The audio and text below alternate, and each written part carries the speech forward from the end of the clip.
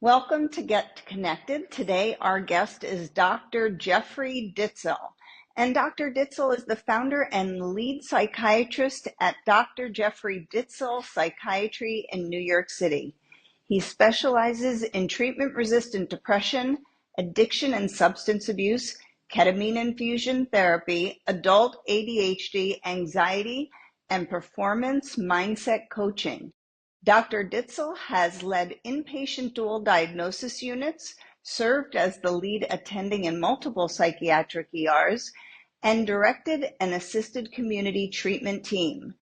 Beyond his private practice, he has dedicated over 20 years in military service. Welcome, Dr. Ditzell, to Get Connected.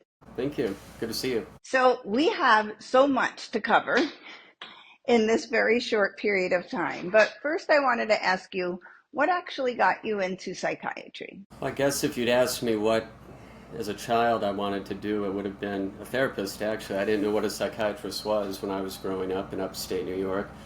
So if you'd asked me, I would have probably said I want to be a therapist. I was always trying to figure out why people did the things that they did and try to anticipate it and learn from it. So I think if I had known then what I know now, I probably would have become a therapist. But you did go through medical school. That's true.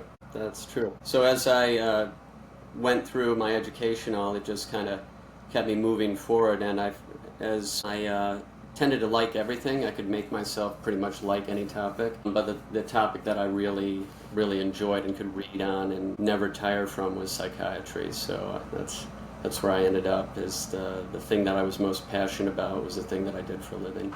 So I saw that you spent 20 years in military service. What brought your interest to the military? I always liked the military. I didn't know if I wanted to do it full time as a career.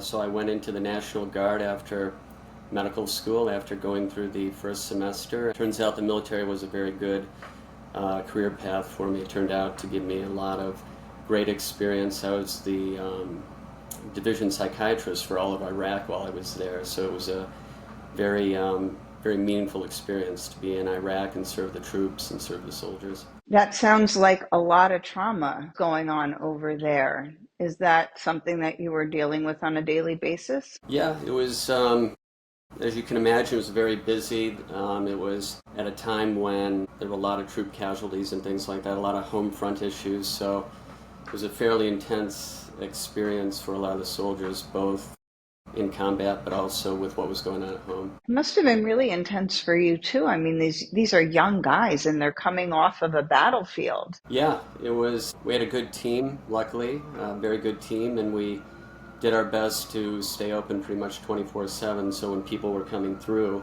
they didn't have to make it. When soldiers were coming through, I should say, they didn't have to make a special trip, because that's where most of the casualties were at the time when I was in Iraq, was through vehicle-borne improvised explosive devices. So if you had to make a special trip, there was a good chance that it would put you at danger. So we tried to be there anytime the troops were coming through, so they didn't have to make an additional special movement through enemy territory. Wow. Yeah. So, I'm not familiar with a lot of what happens out on the battlefield in mental health and psychiatry. So what does a typical day look like when you're there? I don't know if there was a typical day. I mean, there were things happening all the time. There were, as I said, vehicle-borne improvised explosive devices that would take out troops. Sometimes there was helicopter crashes. A lot of times I was flying around in an Apache helicopter, and they were flying me around Iraq, so I was somewhat safe while I was going to the forward operating bases and making sure that the soldiers were taken care of. So there wasn't really a typical day. It was pretty much in the very austere environment that we had to work in. It was basically just do your best for the troops coming in, and whether it was medicine or therapy or a combination of both, that's what we did. You said you worked with a great team. So how did you all take care of each other? I mean, there's a lot of vicarious trauma going on. There's a lot of, like you said, unsafe situations, keeping yourself safe. They're not safe. How did you deal with that? One of the best things about the military is the friendships and the fellowships that you create some of the longest relationships that I have, or relationships that I formed in the military. So it's definitely a very good sense of esprit de corps, and kind of making sure that the soldier to your right and left is doing okay. So again, we're in a theater of war, so we weren't really, at least I wasn't much for sightseeing or anything like that. So we would stay pretty much on base unless they needed us to fly somewhere and take care of somebody. So, there's all that camaraderie while you're there. Mm-hmm. And then you come home. And I find that, we know that one of the most important aspects of mental health is that you have healthy and secure, trusting connections and bonds with people who care about you and who you care about. So here are all these men coming and women coming home from Iraq after being in such a close-knit, we have each other's back situation. Like, what happens when you get home? You were, like you said, you had that kind of support. You came home as well with all the other soldiers. Mm-hmm. Like, what's that like? For me personally, it was, it's such a different thing for a soldier who's going for, say an 18-month tour or a year-long tour, and if they're combat or special forces, they're going to have a much different experience than, a doctor, and especially a psychiatrist, who the military really tries to treat their doctors very well. So for me, just the way that I'm built, it was business as usual. I just came back and started in the private practice, and I think I was doing hospital work at the time too, so I just went right back to what I know. The thing that, kept me assured and pretty secure was, by that time in my training, I felt that I'd had very, very good training. I felt if I couldn't rely on anything else, I could rely on my training and kind of use the work to create a space where I was pretty certain what was going on, what was going to happen, what I'd be able to do, and what shouldn't be done. You have a sense of not only security, but like a sense that even in a very different environment, if you can apply your skills and do what you do well, there's a sense of almost like a bubble, that you've created, that you can hopefully help people. And that's what we tried to do there. Coming back for me was really just shifting gears and going right back into hospital work and into private practice, and also coming back to my family and whatnot, which was, the best thing about all that is coming back to family, I think. Hopefully, our hope was families would stay intact while the soldiers, the service members were away. Well, it's a lot to go through, and I'm glad you were able to come back and slide back into your life and do well. How did you get into substance abuse and addiction treatment? Yeah, substance abuse treatment and addiction treatment is, I think, an absolute necessity if you're going to be in psychiatry. I don't think you have to practice it primarily as your specialty, and I don't actually advertise myself that way just because I don't want to deal exclusively with that. But I think Right. to be a good psychiatrist or therapist, you need to understand addictive processes. And so that's where I went, to follow my training. Addiction medicine, as a field, is very biologically driven, so it made a lot of sense to me. There was a lot of objective data, so to me it was pretty intriguing in that sense. And I had wonderful mentors. One of my mentors was Mark Gold, who is, I would say, one of the fathers of addiction medicine in this country, not addiction psychiatry, but addiction medicine. And he, he would teach you. That's kind of how I got into it, is I would follow Dr. Gold through the different clinics that he had. And, if you would show up and do some work as a resident, actually teach you a great deal. So I would just kind of follow Dr. Gold around, and he taught me a great deal. And then when it came time to pursue fellowships, I did a number of fellowships in New York City, tried to follow what one of my friends who was guiding me said, you need to follow your education, go where the best education is. And in his mind, that was trained in New York City. So I came and I began an addiction fellowship. And in the middle of that, I got activated for Iraq, so I went to Iraq.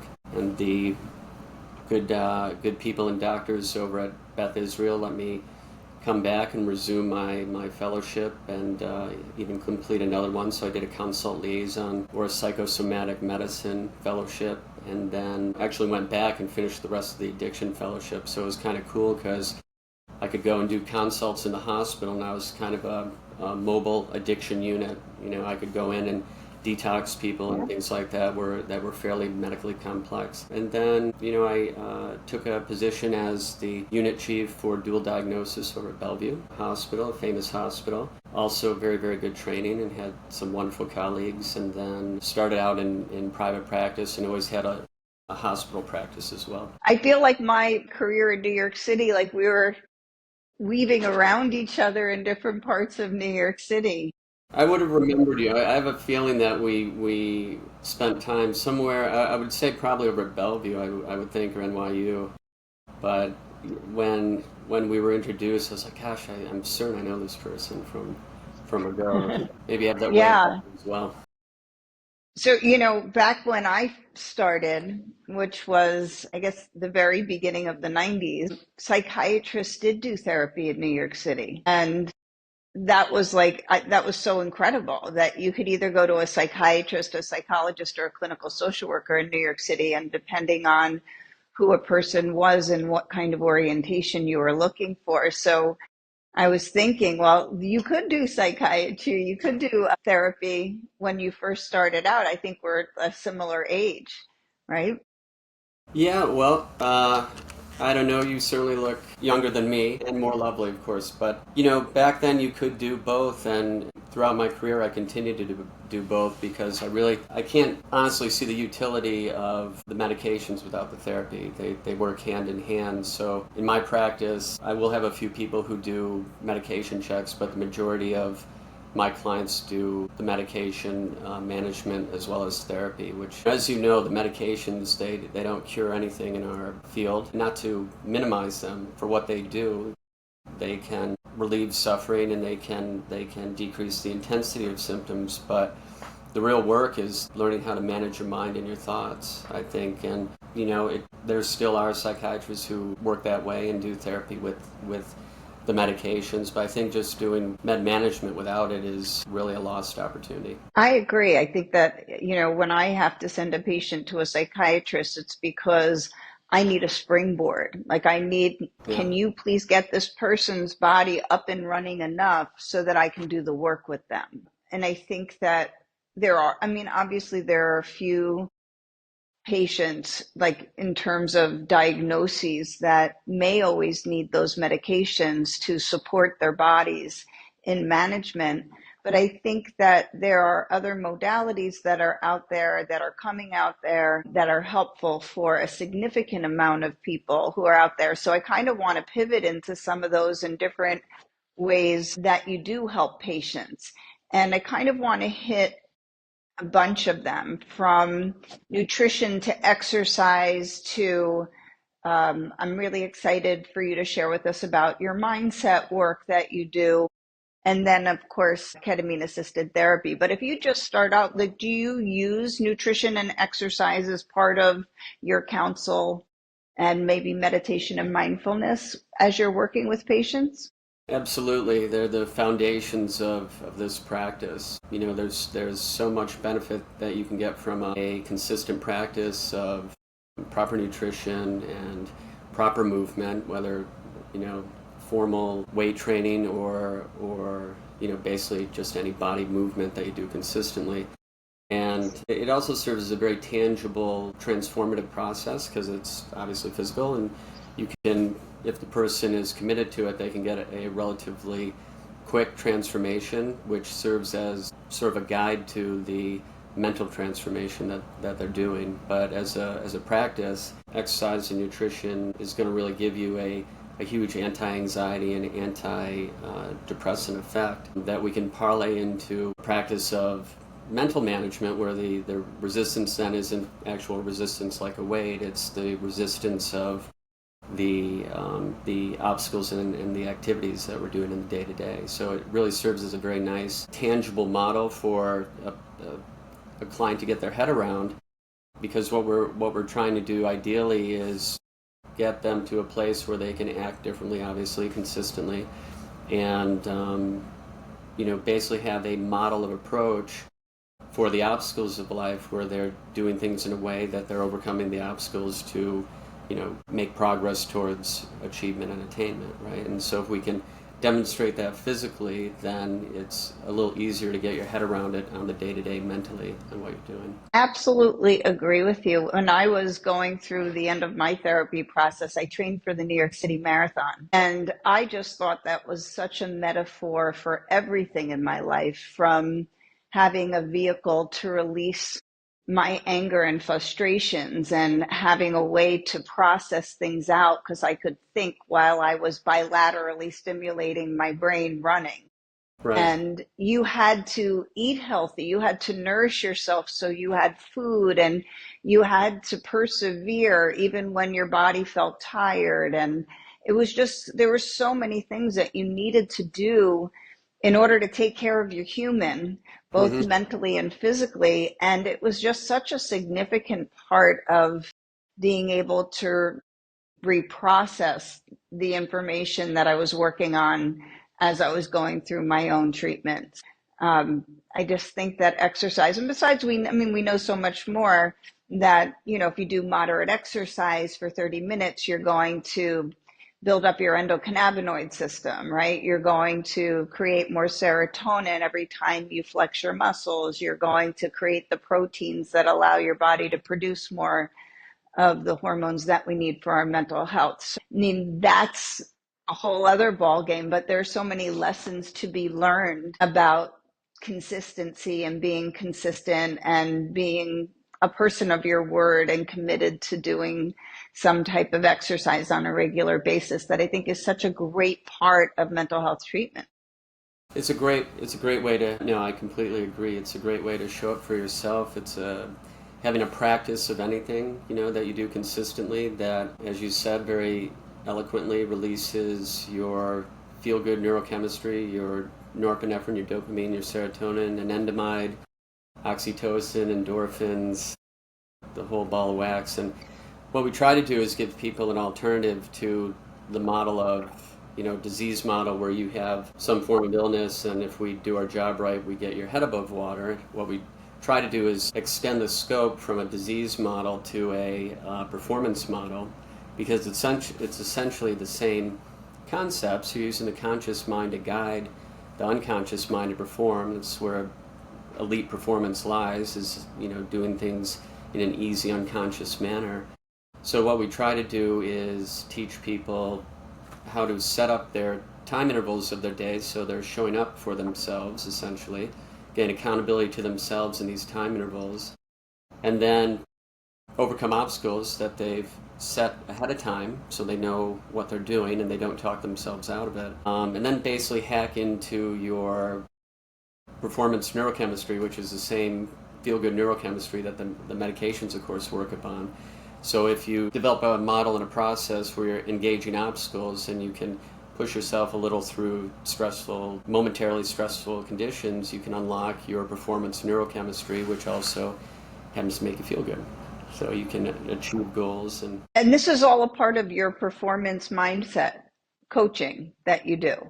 Sure is, yeah. So I was fortunate to meet Lanny Basham as I was kind of on this performance path, and there were a number of great coaches and mentors that I had. One was Steve Kotler, who is part of the Flow Research Collective and expanded the work of Mihai Csikszentmihalyi, who wrote Flow, which are high performance action and awareness states. You feel your best and perform your best. But along the way, I met Lanny Basham. Lanny's an Olympic gold medalist in international rifle shooting, and I don't shoot rifle outside the military, or now even inside the military now that I'm retired. The mindset that he created to perform at the highest level in rifle shooting allowed him to eventually win gold medals, and he developed a performance model that allows you to basically, I guess, make concepts portable, and you can deploy them into whatever you're doing as far as a performance activity, and allows you to get your mind in a place where you have the greatest likelihood of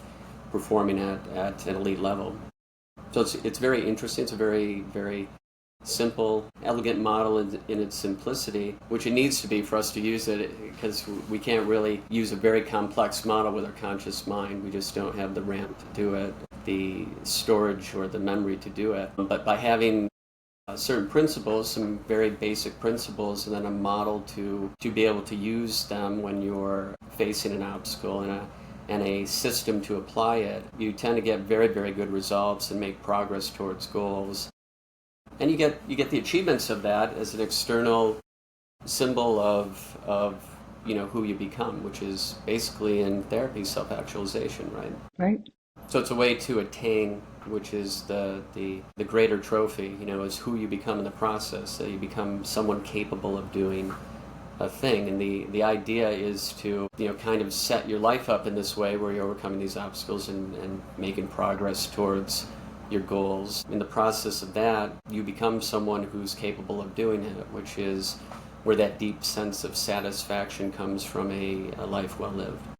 So that's, in a nutshell, what we try to help people with. And they're surprised because they come in and they think, well, I'm going to work with someone, I don't know if I'm going to be able to relate to them, and they have an idea of a psychiatrist anyway from what they've seen in the movies or what their friends or their family's experience has been, which is likely somewhere between Hannibal and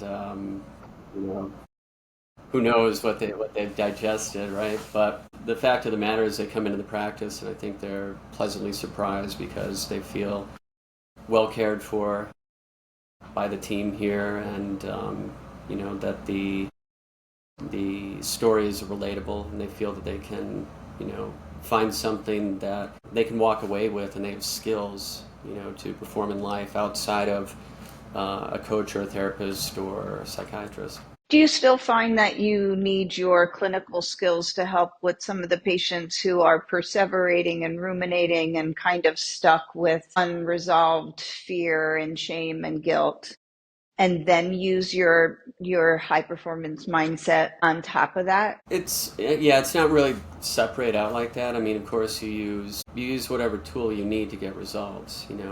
So in my mind, it's just like I have an array of different techniques and different skills I can use, and then whatever gives the client the most traction is where we go. So that could include medications, and often does. We try to be judicious in their use and don't try to imply that there's some special combination of pills that's going to make you happy, because the opposite of depression is you're not depressed. It doesn't mean you're happy.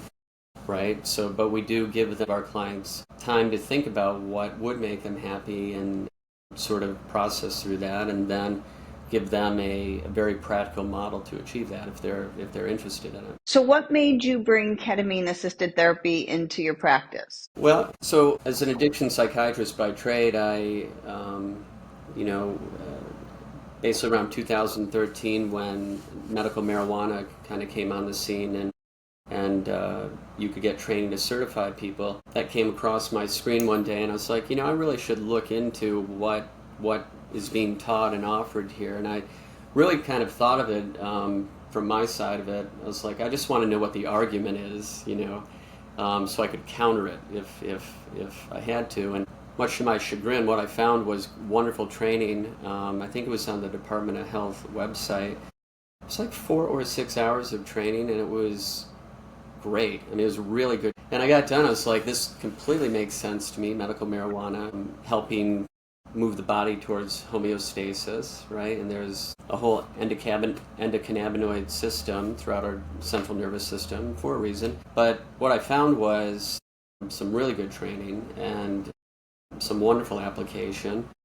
And so it got me thinking, well, what else have I kind of dismissed that might really be useful? So I started kind of challenging myself, and one of the things that had also come across my screen was ketamine infusion. I just thought, what's that? I don't know what that is, and I don't have time for it. But I started asking questions and kind of challenging myself on these things. And when I went to look for training for ketamine infusion, some of the papers were there was a body of work from the National Institute of Mental Health, if I believe that's correct. But there were like 5 researchers that were churning out a lot of different papers on this, and what they found serendipitously is that they're soldiers who had received ketamine as an anesthetic. If they had depression or anxiety, their depression and anxiety got better.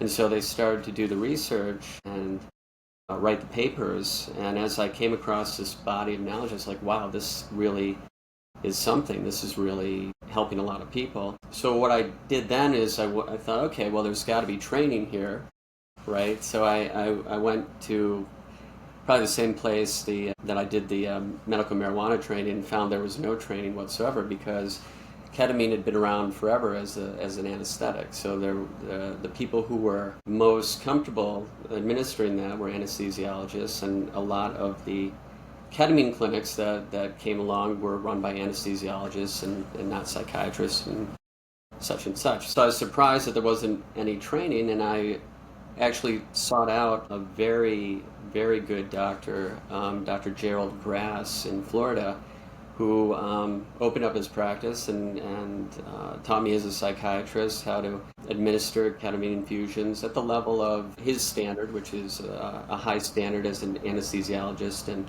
pain medicine doctor who's got a wonderful reputation, just a wonderful human in general. And then I came back to New York City and kind of brought my knowledge and set up a ketamine infusion process that really supports therapy as part of it, and that isn't a clinic per se, but is part of a private practice where the mental health is actually interwoven and built into obviously the treatment. And we've seen amazing results for people who are defined as treatment resistant, having gone through a number of medication trials and either having a poor effect or not a full effect, or worse, having failed the trial and just kind of losing hope. For a number of patients, we've found that the ketamine infusion has been sometimes like curative right there, as far as a depressive episode or an anxiety episode. Though the durability of the infusion, we're constantly trying to adjust things so it lasts longer, lasts roughly somewhere between 6 or 8 weeks before you need a booster. But we've seen sometimes miraculous improvement in as little as one infusion, where people came in suicidal and left fine. That doesn't happen all the time, however. Most people experience it as you're titrating to a blood level. They feel kind of buoyed, like they feel it's just easier to begin to do things. And of course, it's the doing things that changes the inputs and outputs in their life, right? That's what therapy is about, right? Is we're trying to get people to act consistently differently than they're currently acting to get some better results. So what we find, a lot of our patients, as we begin the first series of 6 infusions, they just find it easier to begin things that they weren't doing before, having dinner with their family or going to work or whatever. And so of course now they're doing things and they're getting a different result in their life and they feel good about it. So that's the value of ketamine infusion.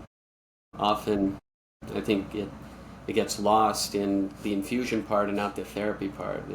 It's really, leaving the treatment on the table if you don't do the therapy with the infusion, because the infusion makes it possible to change your behavior. I agree. And I think that's such an important part that I think a lot of people are leaving out. It's you're getting all this neuroplasticity. Right. And if you don't know how to help somebody build a new circuit, then you're just leaving them once their mindset does, when the medicine does wear off and their mindset goes back, it's like you're reinforcing the negative or the toxic or the really unhelpful beliefs and behaviors. So without, I think, very talented clinical work with it and mindset work with it and behavioral and the whole integrative package, I think that, sometimes to me, and I agree, I've had patients come in who were suicidal or in very dark places, and you've done a really thorough biopsychosocial, you've really gave them good therapy going into it, and that one infusion can be the deal breaker of shifting them to the other side, but then you have to jump right in there and make sure you're following it up with some really good therapy that they call integration right after. so Mm-hmm. that you can solidify that and really help that person capitalize on that treatment. And I have seen people with real mental health problems, people with real trauma who didn't have therapy, and I don't think coaching does it. I don't think just telling somebody like, what's your intention and how are you going to play that out in your life? That's not enough for somebody who has a significant mental health problem. Have you been finding the same thing, or do you find that just really basic coaching can help? Well, I mean, it depends on what your intention with coaching is, right? So there's a lot of people who can inform, right? Therapists and teachers and all that stuff. There's the value of coaching, I think properly configured, is to help people apply, right? Help people to apply the knowledge. That's why the self-help books don't work. Otherwise, you just read a self-help book and you're going to be well informed. But if you don't know how to apply it in your life, you're going to kind of be a very well-informed person who's not applying it, right? So it's going to be a problem. So I think that part of the therapy, properly designed, is to not only give the person, the client, a rationale as to why this should work, so they understand it. It's not just take my word for it. This is why this should work for you, given what's going on. And they might not understand it to the extent that we do with our terminology and all that stuff, but they should have a good working understanding of it. And pretty quickly talking to someone if they know what they're talking about, right? If they can explain it in a way that resonates with you. But from there, I think the key becomes, can you implement? And most people don't implement. They want to pay an informational price for a transformative change, and that takes more than just the information. I mean, you do need the information, right? But you also need a few other things. You need confirmation that you're doing it right, whatever it is that you're doing. You need expert instruction, how to apply it. You need consultation. You need to be able to ask questions. You can't ask that of a book, right? You can't say, hey, so what did you mean by this thing? And then you need repetition. You need consistency. If we can, in coaching or therapy, provide those aspects, then I think we have a really good chance at making transformative change, which is really what we're trying to do. We're trying to get people to transform themselves. Right. But I look at what you've done, and like even when you started talking about your training, Yeah. and how you did a fellowship and you do residencies and you follow people around and you listen to the way that other therapists, doctors speak to their patients. You have group supervision, you have individual supervision. There is a lot of training that goes into being a therapist, knowing how you feel, knowing how the patient's doing, knowing the subtle nuances of how somebody develops a personality and where things go wonky. And I feel that, and we're very accountable, right? I Mm-hmm. mean, if we're not doing something right in our field, we're accountable to a board. Mm-hmm. And we're accountable to each other. I mean, I know I'm licensed in both New York and Florida. And if I had a problem with something that you're doing, I'm accountable to come to you and say, hey, this is what's going on with this patient. And I'm really uncomfortable with the way that you treated them or whatever. Like, I'm responsible as another clinician. And I Sure. don't think there's that same level of training, that same level of supervision, and that same level of accountability if you're not a licensed clinician. And not that all licensed clinicians are good, and not that all those people know how to do what you're doing and what I do, which is that whole integrative model and looking at someone's whole life from the time they're in their mother's womb till where they are today and all their different aspects, and being able to put together mindset work on top of other psychotherapy. Mm-hmm. But I think it is a concern that I have that we're trying to, in the efforts of breaking the stigma of mental health treatment, I'm concerned that we're not being thorough enough, that we're not being responsible enough is probably a better word. We're not being responsible enough in the care and making sure we really are giving the best care and safe care to the patients. And that's my concern. We do ketamine assisted therapy at our clinic too, and have since 2018. And I love it. And I feel that it's a very helpful tool for many, many patients who had, a difficult time getting out of a depression, or to help somebody with post-traumatic stress or chronic pain and breaking the pain sensation loop cycle. Yes. But I really find that it could be responsibly done or not so responsibly done. And I just was wondering if you had similar experiences, or if you feel that. Well, I feel very strongly The about field. those. I feel very strongly about what you're saying.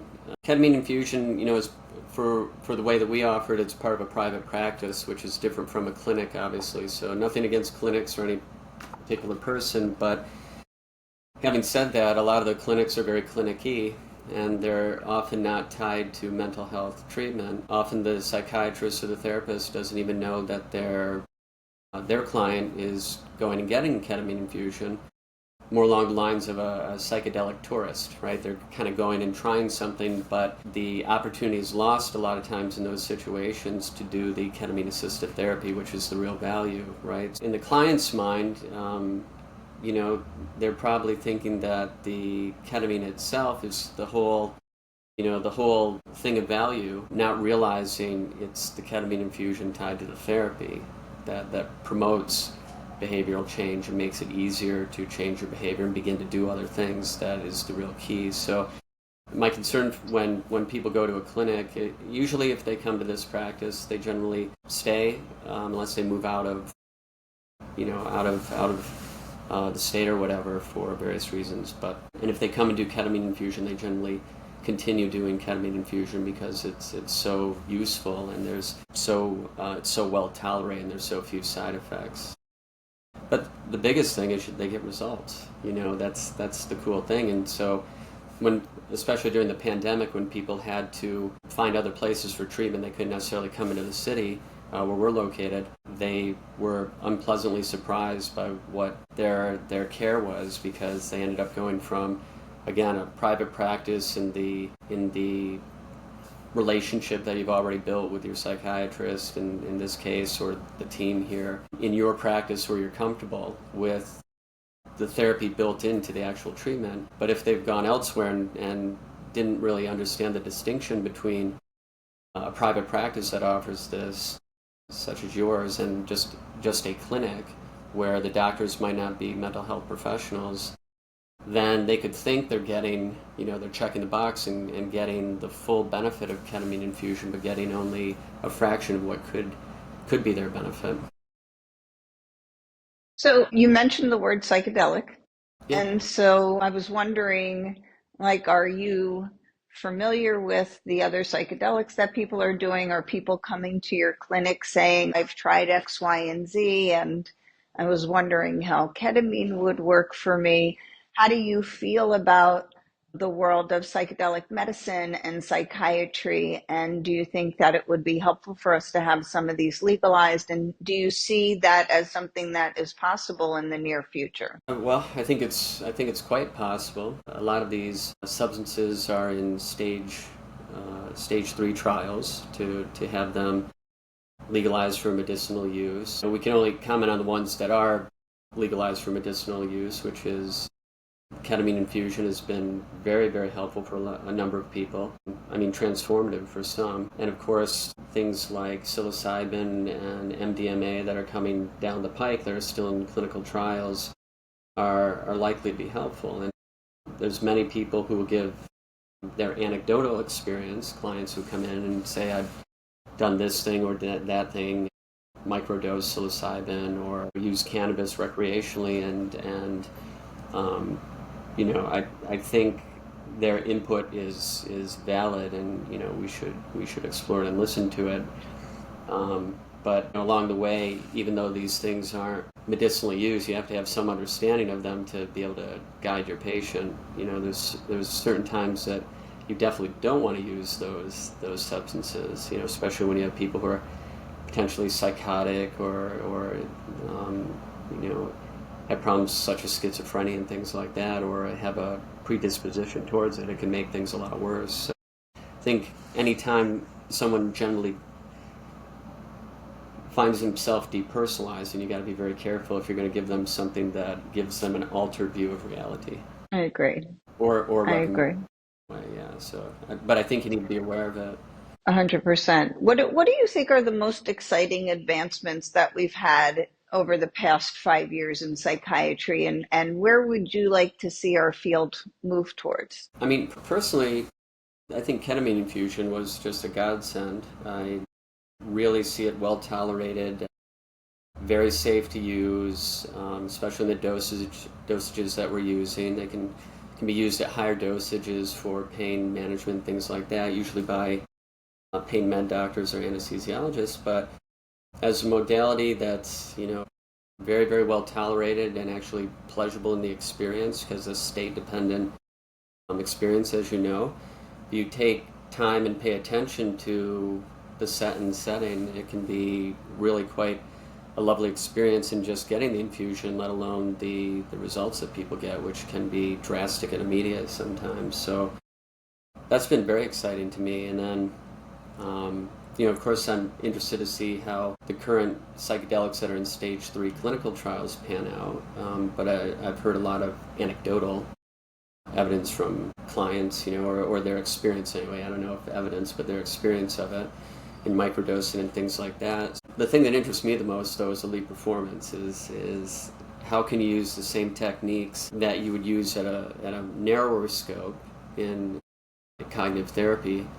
How can you broaden that scope and teach people how to manage their minds to unlock elite performance, get their minds to a place where they have the greatest probability of function at the highest level, and to be able to describe it so that you can duplicate it, so you know what the process was, so you can repeat it in other areas of your life. I find that to be endlessly fascinating. That's essentially all I read about or try to figure out, is how people who've attained elite levels of performance, what mindset they put together, like the Michael Jordans and the Kobe Bryants and the Bruce Lees and the Muhammad Alis of the world, the Simone Biles. To understand the model, you can see the fingerprints of the model everywhere.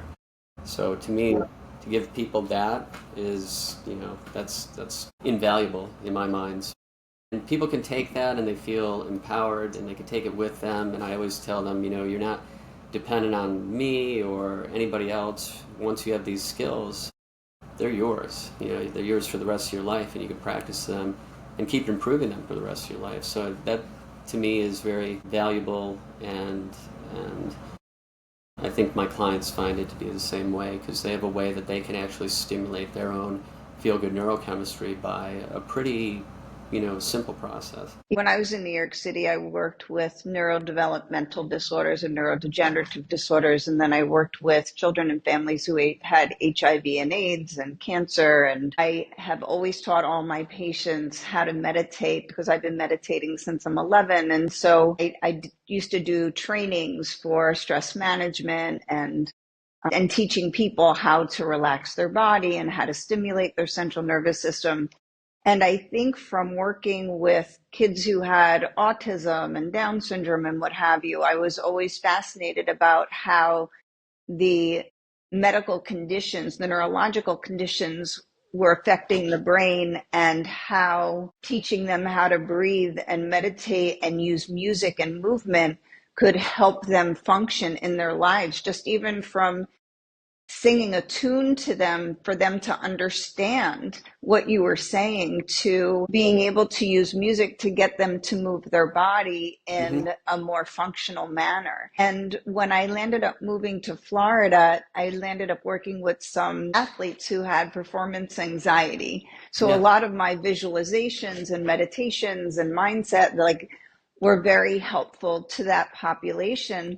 So I'm getting to the part where I think that where mental health needs to keep moving. So I think there's so much that we're not doing in the mental health world that really kind of is what you're doing is part of what I believe is needed to continue to build our mental health back up. And so I think music and movement and different body exercises, specific body exercises, like we know our insular cortex and our lateral habenula, they have all these receptors, and there's ways to stimulate them, both nutritionally, both exercise wise. And I think that as we continue to expand this field, I too would like to discover and uncover and work with people who are excited about how do we get not only our mindsets where they need to be, but what we can do physically, nutritionally, um, and mental focus wise to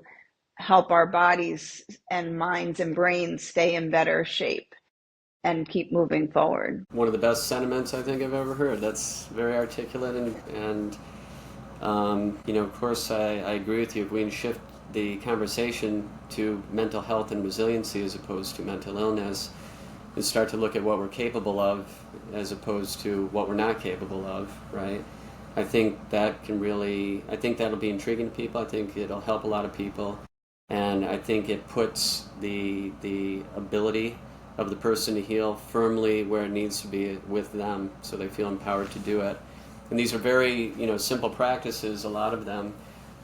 Movement and mindfulness as a cognitive tool, not necessarily a spiritual practice, right? But learning how to manage your mind and manage your movement, is the way forward.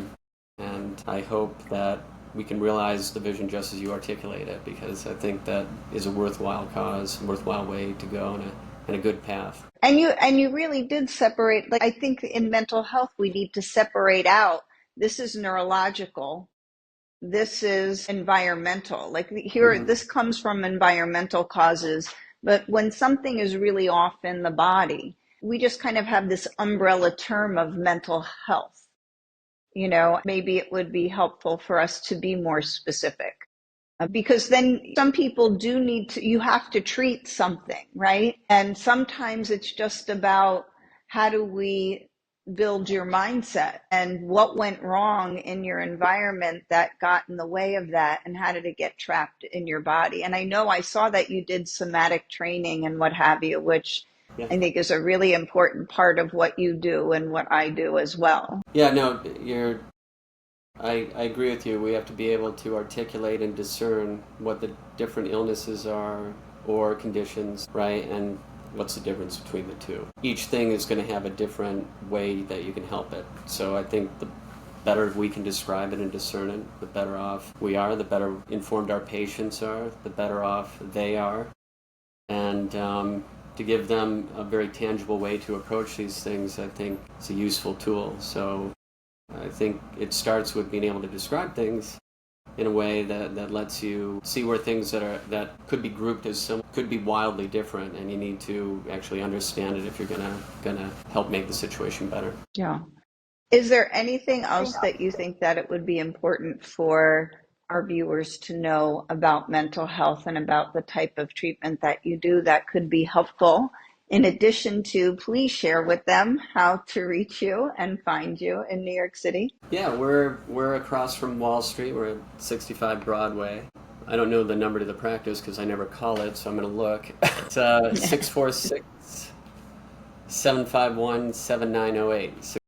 And what is your website? I think if you type in my name, you'll get there too, Jeff Ditzell Psychiatry. If I'm right, we just redid the website, optimizedpsych.com, optimizedpsych.com, and my good friend Marcus created this beautiful website, and so hopefully people can kind of look at it and enjoy it and see all the different services that we offer. But we offer a number of services, both mental performance as well as therapy, med management, ketamine infusions, all sorts of goodies. So hopefully that helps. I love what you do. I love that you are the whole package, where you can help somebody not only get their body up and running if need be with medicines, with infusions, but you have the whole mindset and exercise and all the integrative approaches going along with it. And I'm so proud to be a part of our profession, knowing that there are people like you out there and doctors like you out there who are helping our patients. So thank you so That's much very for kind. speaking with me today. And I hope to be up there and working with you soon.